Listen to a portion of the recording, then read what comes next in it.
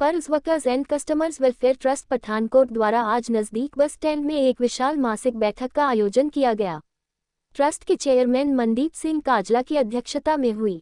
इस बैठक में उन हजारों परिवारों के हितों पर गहन चर्चा हुई, जिनके पैसे कंपनी में पिछले कई वर्षों से फंसे हुए हैं।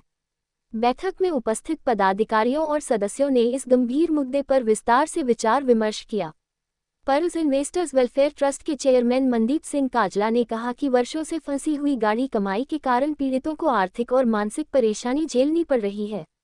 उन्होंने स्पष्ट किया कि ट्रस्ट पीड़ितों को न्याय दिलाने और उनके पैसे वापस दिलवाने के लिए लगातार संघर्षरत है और ये लड़ाई तब तक जारी रहेगी जब तक सभी प्रभावित परिवारों को न्याय नहीं मिल जाता। ट्रस्ट ने सरकार और संबंधित अधिकारियों से इस संवेदनशील मामले में तत्काल हस्तक्षेप करने और जल्द से जल्द समाधान सुनिश्चित करने की पुरजोर मांग की। ट्रस्ट ने दोहराया कि वे पर्ल्स समूह के निवेशकों और एजेंटों के हितों की रक्षा के लिए प्रतिबद्ध हैं।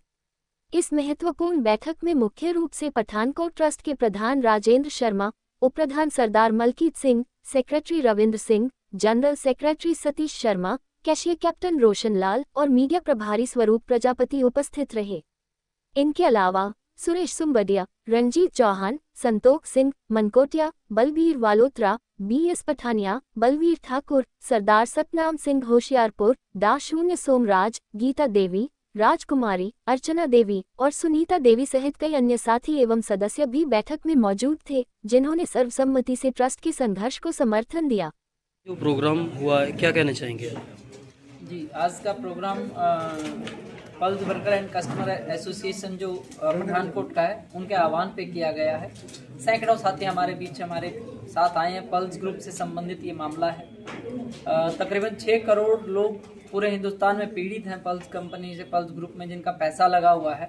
सेबी, CBI इन्वेस्टिगेशन एजेंसियां, कोर्ट, सुप्रीम कोर्ट के मैटर में ये मामला अटका हुआ है। सुप्रीम कोर्ट ने, माननीय अदालत ने फैसला दे रखा है। एक कमेटी, रिटायर्ड CGIRM लोढ़ा की कमेटी बना रखी है, उनको काम दिया है प्रॉपर्टी बेच के पब्लिक का पैसा वापस दे। 2016 का ये आदेश है। आज तकरीबन 9-10 साल होने के बावजूद भी ग्राहकों को पैसा वापस नहीं मिल पा रहा है। तो उसी समस्या को समाधान के लिए हम बातचीत करने के लिए आए हैं। मैं Mandeep Kajla, Pearls investor welfare trust प्रधान। पूरे ऑल ओवर इंडिया में हम ग्राहकों को जोड़ रहे हैं। ग्राहकों की जो लीगल लड़ाई है, कानूनी रूप से हम लड़ रहे हैं। ग्राहकों के पैसे वापसी के लिए उस चीज़ के लिए हम वचनबद्ध हैं और इस कारवां को आगे बढ़ा रहे हैं। सर, क्या कहना चाहेंगे? जी सर, हम भी पर्ल्स इन्वेस्टर्स वेलफेयर ट्रस्ट, जो कि हमारा रजिस्टर्ड ट्रस्ट है, उसकी तरफ से हर ग्राहक जो कि लास्ट ग्राहक है, आखिरी ग्राहक तक के पैसे की लड़ाई के लिए हम सुप्रीम कोर्ट के अंदर अपनी आईए जो हमने मूव की थी, पर्ल्स की प्रॉपर्टीज़ को किस तरीके से बेचा जाए, क्योंकि सुप्रीम कोर्ट का जो 2 फरवरी 2016 का ऑर्डर था, उसके मुताबिक सुप्रीम कोर्ट ने कहा था कि पर्ल्स की प्रॉपर्टीज़ को बेचकर हर ग्राहक का पैसा वापस होगा।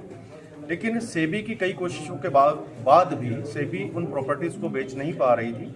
तो हमारी अपना जो पर्ल्स इन्वेस्टर्स वेलफेयर ट्रस्ट था, जो कि रजिस्टर्ड ट्रस्ट है, उसकी तरफ से आईए मूव की जाती है और सुप्रीम कोर्ट से एक ऑर्डर जारी होता है कि प्रॉपर्टीज़ को अच्छे रेटों के ऊपर किस तरीके से बेचा जा सकता है। उसमें हमारी मांग थी कि इन प्रॉपर्टीज़ को डिस्ट्रिक्ट वाइज क्लस्टर बनाकर बेचा जाए और उस मांग को सुप्रीम कोर्ट ने एज इट इज़ मानना है और उसी के ऊपर कार्रवाई करते हुए आज, जैसा कि मनदीप जी ने बताया, कि 3,500 करोड़ रुपए के आसपास पैसा सेबी की जो कमेटी है, जस्टिस RM लोढ़ा की अध्यक्षता में बनी हुई कमेटी, उसके पास इकट्ठा हो चुका है और लोगों का पैसा धीरे धीरे रिलीज हो रहा है और कोशिश रहेगी कि हम ये पैसा जल्दी वापस करवा पाए सुप्रीम कोर्ट के माध्यम से।